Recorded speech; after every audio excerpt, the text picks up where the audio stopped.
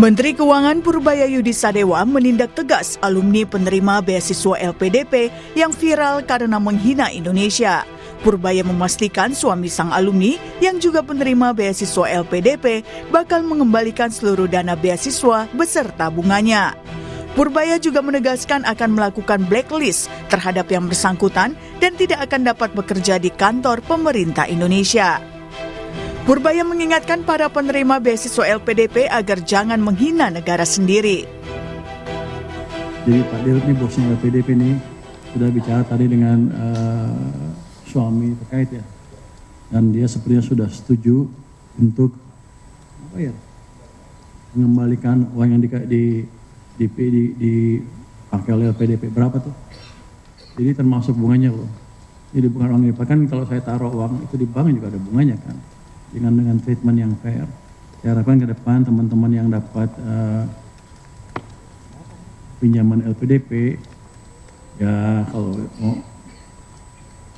nggak senang ya nggak senang, tapi jangan menghina-hina negara lah. Yang begitu, kita itu uang dari pajak dan sebagian dari utang yang kita sisihkan untuk memastikan SDM kita tumbuh. Tapi kalau dipakai untuk menghina negara, ya kita minta uangnya dengan bunganya kalau gitu. Nanti saya akan blacklist dia. Di seluruh pemerintahan nggak akan bisa masuk. Nanti kan kita lihat blacklist yang lain seperti apa. Jadi jangan menghina negara Anda sendiri. Viral penghinaan oleh alumni penerima beasiswa LPDP ini pun ditanggapi Wakil Ketua Komisi 10 DPR RI, Lalu Hadrian Irfani. Menurutnya, LPDP harus melakukan evaluasi total, dimulai dari perbaikan rekrutmen, perbaikan tujuan, dan keterbukaan akses. Penerima LPDP menjadi duta bangsa di negara tujuan. Penerima LPDP harus mampu memperkenalkan Indonesia, memperkenalkan adab, budaya, etika, sopan santun yang menjadi kekayaan bangsa dan negara. Penerima LPDP memiliki utang budi kepada negara. Oleh sebab itu, evaluasi harus dilakukan oleh LPDP. Sebelumnya viral di media sosial, alumni penerima beasiswa Lembaga Pengelola Dana Pendidikan atau LPDP, Dwi Sasetyaning Tias, yang mengaku bangga anaknya kini memiliki paspor warga negara Inggris. Postingan ini mendapat sorotan publik. Sejumlah warganet menilai pernyataan Dwi tidak tepat disampaikan oleh penerima beasiswa negara yang pendidikannya didanai dari anggaran publik. Setelah postingannya viral dan memicu perdebatan, Dwi Sasetyaning Tias mengunggah permintaan maaf di media sosialnya. Tim Liputan Kompas TV.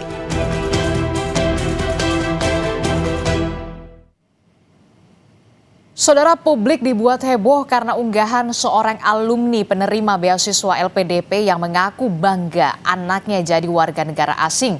Unggahan ini dianggap menghina Indonesia. Pasalnya LPDP adalah beasiswa yang dikelola oleh lembaga negara yang dananya berasal dari publik. Bagaimana sebenarnya mendudukkan aturan hak dan kewajiban penerima beasiswa pemerintah? Kita bahas soal ini bersama dengan narasumber secara daring. Sudah ada tenaga ahli utama Badan Komunikasi Pemerintah Republik Indonesia atau Bakom RI, Pak Fitra Faisal. Kemudian ada Wakil Ketua Komisi 10 DPR RI dari fraksi PKB, Lalu Hadrian Irfani. Kemudian juga ada pengamat pendidikan dari Universitas Negeri Surabaya, Pak Martadi. Selamat pagi Bapak-Bapak, Assalamualaikum. Selamat pagi. Waalaikumsalam. Waalaikumsalam, Mbak. Ya, saya mau ke Pak Fitra dulu. Pak Fitra, ini dari Bakom Republik Indonesia. Apakah kemudian distribusi penerimaan atau penerima LPDP ini sebenarnya sudah sesuai dengan proporsional secara wilayah dan juga latar belakang ekonomi, termasuk juga apa yang kemarin kita lihat bagaimana permasalahan yang kemudian terblow up di media sosial oleh DS ini. Seperti apa Pak Fitra? Ya, pertama saya ingin berempati ya dengan peserta LPDP yang sekarang sedang kasus ini, karena ya saya dulu juga sama lah ya ketika masih muda ya, meskipun sekarang masih muda ya, tapi dulu ketika saya habis lulus PhD di Jepang, itu memang ada dilema ya, apakah di Jepang, apakah saya udah lanjut kerja di Jepang saja atau harus balik. Meskipun dulu beasiswa saya bukan dari LPDP, dari Mitsubishi Corporation. Nah, tapi itu bisa berempati lah dalam hal ini. Dan saya juga bisa berempati lagi, kenapa? Karena saya reviewer LPDP juga. Saya memberikan mewawancara beasiswa juga buat teman-teman yang akan keluar negeri ini. Dan dalam konteks itu, sebenarnya menjawab pertanyaan tadi, apakah sudah proporsional? Iya, kan kita kan selalu mempertimbangkan. Ada yang namanya afirmasi, ya. Afirmasi itu berarti kan dari sisi nilai itu tidak lebih tinggi daripada yang reguler. Kenapa kita masukkan afirmasi? Karena salah satunya adalah kita ingin kemudian memberikan kesempatan yang sama kepada teman-teman kita yang misalnya di daerah tertinggal, yang kemudian dari golongan yang menengah ke bawah dan dari PNS ya dan dosen itu yang menjadi prioritas ya, dan untuk yang reguler itu lebih tinggi. Nah juga kalau misalnya kita melihat dari sisi seleksi ya, ketika saya mewawancarai ya, itu kan kita melihat tuh papernya, dan dari papernya itu kita baca. Nah dari hal yang salah satu yang krusial adalah kalau Anda nanti sudah selesai, ini apa kontribusi Anda untuk negara ini, gitu kan? Karena ini kan taxpayers money, gitu. Nah itu menjadi salah satu kunci seleksi ya. Meskipun ya kalau dalam konteks paper itu bisa nulis apapun ya. Makanya kita triangulasi ya ketika wawancara. Nah, tetapi sebenarnya begini juga, ini otokritik juga sebenarnya buat teman-teman LPDP. Saya juga menyampaikan juga kepada teman-teman LPDP ya, bahwa sebenarnya nggak perlulah langsung balik lagi ke sini ya, dia berdiaspora aja di luar negeri ya, mendapatkan keuntungan-keuntungan, mendapatkan pengalaman, baru kemudian balik lagi. Nah, karena kan kita di sini dalam konteks Indonesia ya belum bisa kemudian memberikan kesempatan yang lebih baik ya dalam hal itu ya, pada akhirnya kan bisa balik lagi ya. Bagaimana misalnya India sebagai Indian diaspora ya, sekarang ini yang menjadi salah satu penentu investasi utama Amerika Serikat ke India, salah satunya adalah diaspora India yang ada di Amerika Serikat, gitu juga dengan China. Nah ini sebenarnya hal-hal yang bisa kita lihat ke depan. Jadi bukan dalam konteks brain drain, tapi brain circulation. Tetapi dalam konteks penegakan aturan ya, ini suatu hal yang sebenarnya agak ya lumayan krusial ya, kalau misalnya kita bicara mengenai nanti apakah dia balik lagi atau enggak. Dalam peraturan bisa harusnya balik lagi. Meskipun ada beberapa klausul-klausul khusus. Kalau misalnya teman-teman ini misalnya kerja di tempat-tempat yang sangat prestisius, dibutuhkan keahliannya, misalnya ada kerja di SpaceX, ada yang kemarin juga kerja menjadi di Oxford sebagai pemegang paten virus dan seterusnya. Itu nggak apa-apa ya, mereka bekerja di sana nanti kan bisa kembali lagi ya, balik lagi ke Indonesia. Nah tetapi sekali lagi ya, saya juga melihat bahwa ini ya memang ada ya, ada unsur-unsur ya ketidaksukaan ya, kita lagi galau dan seterusnya. Tapi jangan menghina negara lah, itu kan udah melanggar sekali gitu. Ada apa ya, kewajiban moral dan juga etika di sana ketika kemudian sudah diberikan hak istimewa untuk mendapatkan LPDP yang kita tahu uangnya juga dari pajak rakyat. Tentu ini menjadi keprihatinan kita semua begitu, termasuk juga menjadi bahan evaluasi terkait dengan rekrutmen, terkait juga soal evaluasi kontribusi alumni LPDP terhadap pembangunan nasional sudah pasti. Kemudian saya ingin tahu sebenarnya Pak Fitra, sebenarnya berapa persen sih alumni yang kemudian kembali dan bekerja di Indonesia? Apakah ini memang sudah sesuai dengan komitmen yang sudah dicanangkan oleh pemerintah soal aturan-aturan ini? Berapa persen sebenarnya lebih banyak yang kemudian stay setelah pendidikan mereka selesai, stay di luar negeri atau kemudian kembali lagi ke Indonesia? Saya bukan pengelola LPDP ya, jadi saya nggak tahu angkanya ya. Tapi seharusnya itu jauh lebih banyak ya, karena memang kan peraturannya seperti itu. Nah, tapi memang sebagaimana saya sampaikan tadi, ada semacam halangan ya. Misalnya dulu di zaman tahun 82 sampai 96 ada namanya beasiswa STAID ya, yang di zamannya Pak Habibie ya, Science Technology for Industrial Development. Nah itu memang engineer-engineer kita itu dikirim ke luar negeri, bahkan sejak lulus SMA ya, S1, S2, S3-nya di luar negeri, karena ada kebutuhan khusus ya. Di dalam negeri ada industrinya, misalnya ada PT DI, PT PAL, ya, KAI dan seterusnya. Nah sekarang ini memang agak sedikit loose ya ketika kita kirim, tapi ya labnya belum terbentuk ya, terus industrinya juga belum ada. Nah ini yang seharusnya makanya perlu dirapikan lagi. Nah ini juga seharusnya menjadi roadmap LPDP yang sesempit yang saya tahu. Tapi kalau dalam konteks presentasi saya kurang paham, Mbak. Oke, saya ke Pak Lalu dulu. Pak Lalu, ini kalau Anda dari DPR, apa yang kemudian harus segera didorong oleh pemerintah soal dengan adanya kasus ini dalam tanda kutip ya, terblow up di media sosial, tentu menjadi keprihatinan. Evaluasi seperti apa yang harus segera dilakukan, baik dari lembaga LPDP ataupun dari pemerintah soal pengetatan ini, aturan ini harus diperketat kembali? Ya, tentu ini keprihatinan kita bersama bahwa ternyata proses selama ini masih menyisakan PR. Nah, tentu evaluasi harus dilakukan. Dan yang terpenting adalah LPDP harus memiliki peta jalan atau roadmap terhadap pelaksanaan beasiswa LPDP ini. Nah, kemudian ekosistem perlu juga dipersiapkan karena harus juga dipikirkan ketika nanti setelah mereka selesai studi di negara tersebut, pilihannya apakah yang seperti yang disampaikan Mas Pitra tadi, apakah boleh tinggal di sana dalam kurun waktu berapa lama, kemudian walaupun tinggal di sana kewarganegaraan tetapi tetap juga bisa berkontribusi untuk bangsa dan negara, atau harus kembali ke tanah air tetapi konsekuensinya negara juga harus mempersiapkan ekosistem itu tadi. Negara harus mempersiapkan ketika mereka kembali ke tanah air, maka akan disalurkan kemana? Ke industri atau ke government, atau tugas-tugas khusus yang diberikan oleh negara. Nah, inilah yang harus segera dibangun ekosistem ini.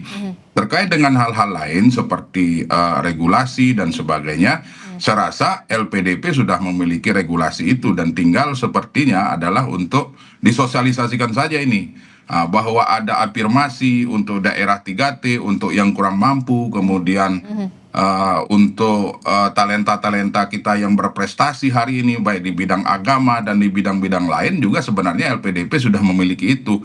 Cuman akses informasi inilah yang perlu tersampaikan juga kepada masyarakat kita, tidak hanya di kota-kota besar, tetapi masyarakat kita di seluruh tanah air, baik yang terdepan, terluar, tertinggal dan sebagainya. Nah, inilah yang harus dilakukan. Dan yang perlu diingat bahwa peserta beasiswa LPDP ini, pemberian fasilitas beasiswa ini bukan fasilitas pribadi. Ini adalah dana yang diambil dari pajak rakyat, dari uang rakyat yang disiapkan oleh negara dengan tujuan adalah mempersiapkan generasi unggul, SDM yang berkualitas untuk sebesar-besarnya berkontribusi untuk kepentingan bangsa dan negara. Nah, oleh sebab itu, tentu saya berharap dalam kasus yang terjadi hari ini, maka pemahaman kebangsaan, pemahaman keindonesiaan ini juga sepertinya sudah mulai luntur. Oleh sebab itu saya berharap ke depan di dalam roadmap yang dibuat oleh LPDP ini juga dimasukkan paham kebangsaan, cinta tanah air, nasionalisme dan sebagainya sebelum mereka berangkat untuk melaksanakan studi melalui beasiswa LPDP ini. Demikian sementara. Oke, kalau dari kacamata dunia pendidikan, Pak Martadi, apa yang perlu Anda kritisi di sini, termasuk juga soal masukan sampai kemudian jangan sampai kasus-kasus ini terblow up lagi begitu ya? Karena kan tadi sempat ngobrol juga ya Pak Martadi, sebenarnya kasus semacam ini bukan kali pertama penerima beasiswa LPDP kemudian sampai akhirnya pindah kewarganegaraan begitu. Apa yang perlu dievaluasi dan menjadi pembelajaran untuk kita semua begitu ya, termasuk juga kepada calon penerima beasiswa LPDP. Ya, terima kasih Mbak Adisti. Jadi pertama saya ingin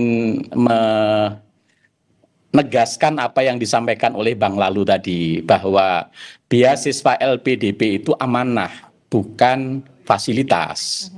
Amanah itu adalah utang yang tak kasat mata. Ya. Nah, oleh sebab itu LPDP itu bukan hadiah cuma-cuma. Itu adalah investasi rakyat. Ketika kita menandatangani kontrak, maka kita sedang menukarkan sebagian masa depan kita untuk harapan jutaan orang yang membayar pajak. Melanggarnya bukan sekedar urusan administrasi, tetapi melanggar kontrak itu adalah cacat karakter. Oleh sebab itu wajib hukumnya mereka harus kembali ke tanah air. Soal kemudian tadi disampaikan oleh Bang Faisal, mereka bekerja di tempat yang strategis, itu harus seizin negara, harus seizin beasiswa. Ini penting ditegaskan sehingga bagi penerima-penerima berikutnya nanti mereka harus paham betul ya esensi dari mereka menerima beasiswa LPDP ini. Lalu kemudian pelajaran yang menarik adalah kalau kita melihat diksi yang digunakan, anak-anakku jangan jadi WNI, ini kan menyedihkan. Bukan karena pilihan kewarganegaraannya, tapi ini kan pesan yang tersirat di baliknya, nak, tidak apa-apa kamu ngambil hak orang lain lalu lari dari kewajiban, kan tidak begitu. Ya, pelajaran terbaik bagi anak bukanlah fasilitas negara yang maju itu, tapi melihat orang tuanya menjadi orang yang memegang sebuah komitmen, memiliki integritas, ya, itu lebih mahal daripada sekedar permanent residence. Nah, ini penting buat kita semua agar kemudian kita jangan meninggalkan legacy kepada anak-anak kita seolah-olah mereka terhormat mendapatkan permanent resident di balik ya hutang orang tua kepada negara, pengingkaran orang tua kepada janji terhadap negara. Ini menurut saya penting. Lalu berikutnya saya sepakat dengan Bang Faisal lagi dan Bang Lalu bahwa memang kita sekarang jadi tersadar bahwa ternyata ada penerima beasiswa LPDP yang tidak kembali dan ini menjadi point untuk melakukan pembenahan ya sistem mekanisme tujuan dari LPDP. Ya, meskipun tadi kita juga tahu bahwa alasan kenapa dia mengungkapkan itu karena ada frustasi, kecewa terhadap negara dan seterusnya. Dan ini juga menjadi bahan kritik buat kita semua bahwa ternyata negara kita, pemerintah kita belum mampu untuk memberikan fasilitasi pada putra-putra terbaik yang sudah kita kirim ke luar negeri dan ketika kembali kita belum bisa memberikan tempat yang layak. Ini saya pikir juga menjadi bahan otokritik bagi kita semua agar kita ketika mengirim anak-anak yang mendapat beasiswa ke luar negeri, kita sudah harus fokus benar-benar yang dibutuhkan program prioritas pembangunan kita sehingga tatkala mereka berangkat itu kemudian kembali memang tempatnya ada, fasilitasinya ada. Jangan kemudian mereka mengambil sesuai dengan keinginannya, begitu pulang ternyata Indonesia nggak ada. Lah kalau nggak ada memang mau ngerjain ngapa kan gitu. Ini persoalan. Sehingga sekali lagi ini menjadi sebuah poin penting, momentum penting untuk kita semua agar semuanya berbenah diri, kemudian menata kembali sistem mekanisme beasiswa LPDP, lalu juga seleksi ke depan bukan hanya soal akademis tetapi integritas, kecintaan tanah air itu perlu dan itu tidak cukup hanya 3 hari dibekalin, nggak bisa cinta tanah air itu dibekalin. Apalagi hari ini muncul fenomena yang namanya floating generation.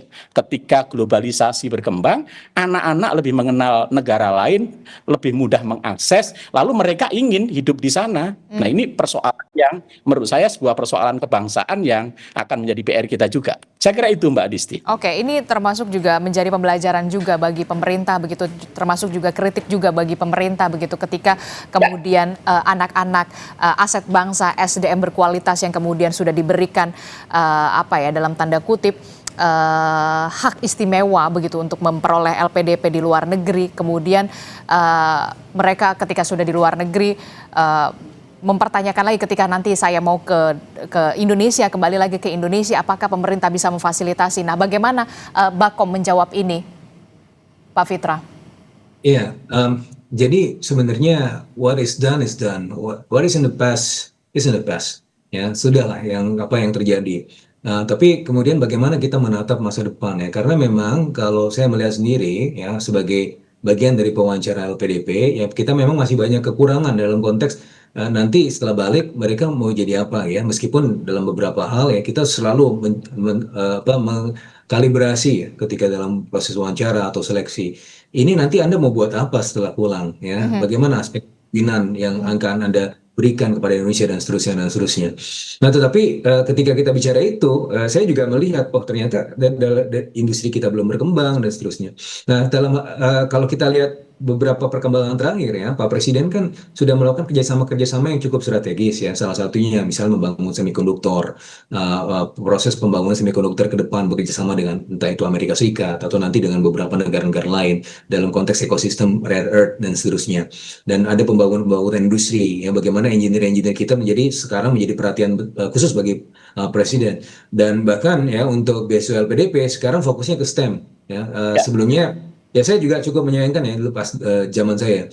Pas zaman saya itu 60% sampai 70% ya itu untuk sosial humaniora. Meskipun saya sendiri dari rumpun sosial humaniora, tetapi kita sudah banyak orang yang bisa ngomong, tapi yang bisa mengerjakan nggak banyak gitu ya. Saya waktu itu mewawancarai beberapa lulusan kampus terbesar di Indonesia juga. Dia dari teknik dirgantara.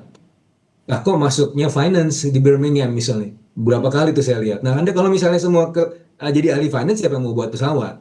Nah, dalam hal ini kita juga butuh roadmap ya. Roadmap ke depan ini harus jelas gitu kan. Nanti kampus-kampus ini memang untuk karakternya adalah untuk menciptakan engineer-engineer. Untuk kampus ini menciptakan misalnya ekonom, pemikir-pemikir politik, filosof dan seterusnya. Itu harus ada pemetaannya sehingga pada akhirnya bisa di channel through ya, inline dengan kebutuhan-kebutuhan kita di masa depan. Dan dalam hal ini kebutuhan kita adalah untuk industrialisasi. Asas cita nomor 5, industrialisasi. Kenapa? Untuk menciptakan ruang ekonomi. Kenapa ruang ekonomi perlu diciptakan? Karena pertama, supply of talented people bisa ada di sana. Yang kedua adalah ketika supply of talented people itu berkolaborasi dengan capital machineries, pada akhirnya bisa menghasilkan output yang besar. Ketika output besar, maka kue ekonominya membesar. Dan ini adalah untuk kesejahteraan rakyat juga. Itu sebenarnya bagaimana kita melihat roadmap pembangunan LPDP ke depan ya seperti itu.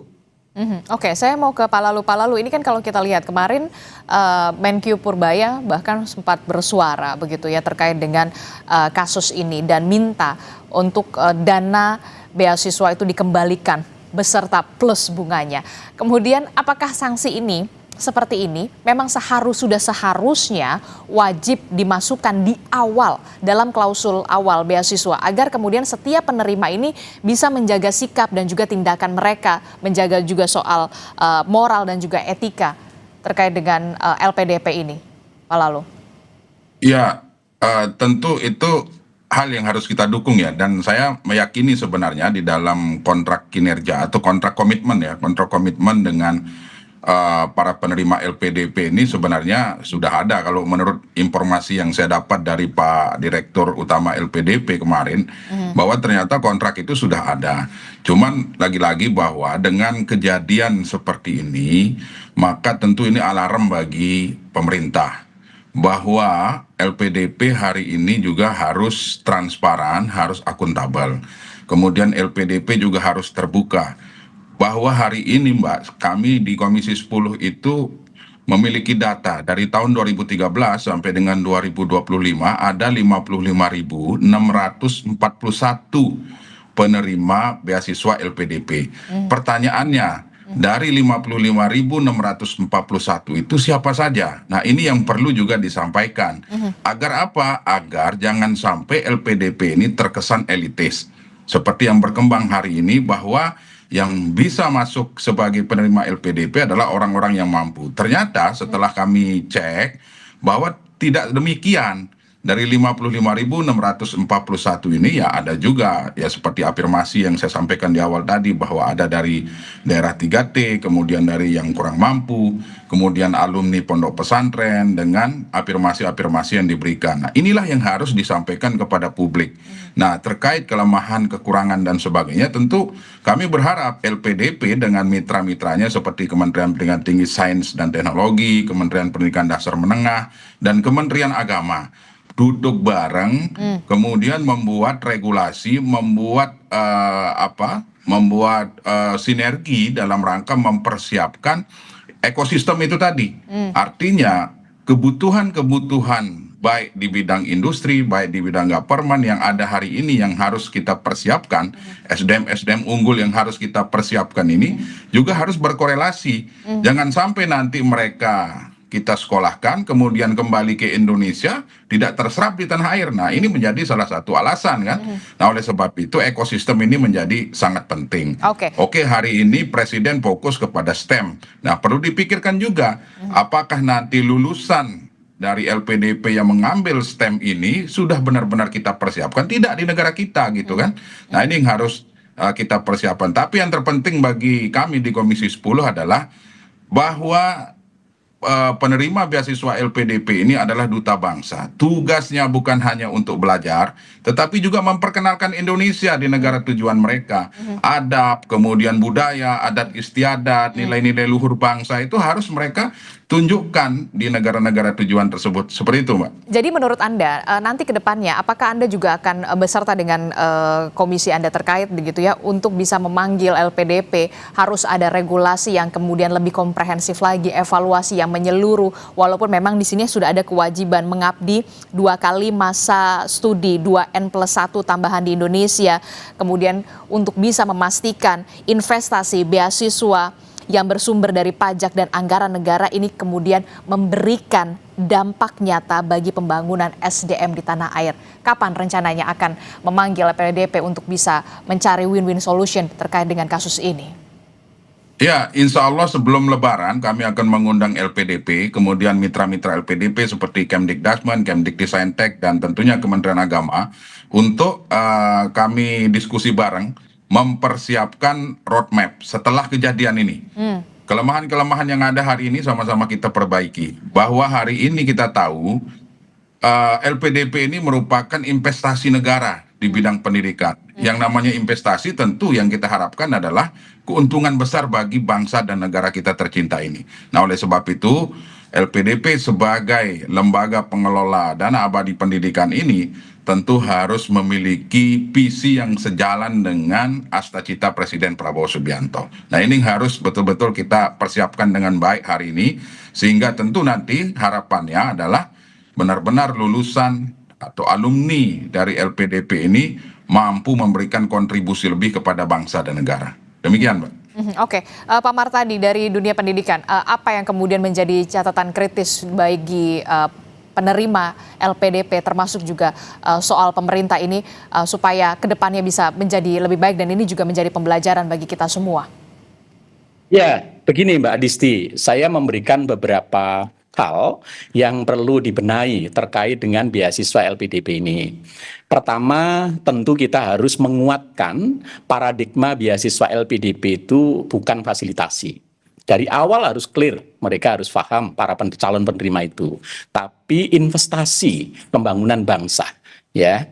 Kemudian karena investasi bagi negara, maka pemilihan prodi harus benar-benar fokus sesuai dengan yang tadi disampaikan oleh Bang Lalu, Bang Faisal, roadmap-nya clear untuk strategis pembangunan bangsa. Ke depan kita butuh insinyur mesin berapa orang, kita butuh misalnya ahli tambang berapa orang, sehingga yang dikirim memang betul-betul sesuai dengan kebutuhan prioritas pembangunan, sehingga ketika pulang ekosistemnya nanti akan mendukung. Lalu sistem seleksi LPDP juga harus menguatkan bukan hanya soal akademik ya, tetapi prioritas pembangunan tadi dan komitmen untuk cinta tanah air. Saya pikir ini perlu dikembangkan lagi ya, sistem seleksinya agar benar-benar mampu memotret, memilah dan memilih putra-putra terbaik yang punya komitmen untuk pembangunan bangsa. Lalu juga menurut saya LPDP jangan hanya memberikan full beasiswa ke luar negeri, tapi mulai memikirkan skema yang double degree, entah satu-satu. Jadi kalau S2 setahun di Indonesia, setahun di luar negeri, sehingga mereka tidak full di sana. Saya pikir dengan setahun di luar negeri itu cukup untuk mendapatkan wawasan akademik, ekosistem budaya kampus, tetapi juga uang kita nggak keluar semua gitu. Yang kedua juga ada nilai tambah untuk perguruan tinggi di dalam, ya, karena ada interaksi antara perguruan tinggi luar dengan perguruan tinggi di Indonesia. Kalau ini kan semua keluar negeri, ya kan, sehingga uang itu kemudian mengalir ke luar negeri, kemudian perguruan tinggi kita juga tidak terlalu mendapatkan benefit yang cukup tinggi. Kemudian yang terakhir tentu ada tracer study, ya perlu kita cek yang selama ini sudah lulus LPDP itu kemana saja mereka, posisinya sekarang, lalu berapa yang ada di luar negeri, berapa yang ada di Indonesia dan seterusnya, sehingga kita punya lesson learn ke depan apa yang mesti harus kita sempurnakan, sehingga harapan kita semua beasiswa LPDP ini menjadi pengungkit motor penggerak untuk pembangunan Indonesia ke depan. Saya kira itu, Mbak Oke, Adisti. terakhir singkat saja Pak Fitra, dari pemerintah sendiri, pengawasan yang harus nantinya akan diperketat terkait dengan beasiswa dari pemerintah LPDP ini. Singkat saja Pak Fitra. Ya itu tergantung LPDP ya, tapi dalam hal ini saya juga sebagai pewawancara LPDP juga saya ingin menyampaikan bahwa apa yang diterima oleh beasiswa LPDP sekarang, penerima beasiswa itu jauh lebih baik ya dibandingkan dengan zaman kita dulu ya. Dulu kan kita harus cari beasiswa tuh kemana-mana ya, nggak ada sumber dari dalam negeri. Nah sekarang sebenarnya sudah jauh lebih baik. Nah mudah-mudahan ini menjadi bagian dari etika ya, menerima manfaat dan juga memberikan manfaat untuk Indonesia gitu. Mbak. Oh, baik, terima kasih Bakom RI Fitra Faisal, kemudian juga ada Wakil Ketua Komisi 10 DPR RI dari fraksi PKB, Pak Lalu Hadrian Irvani, dan juga ada pengamat pendidikan dari Universitas Negeri Surabaya, Pak Martadi. Terima kasih Bapak-Bapak, Assalamualaikum, sehat selalu. Sama-sama. Terima kasih Mbak Adisti. Terima kasih Bang Lalu.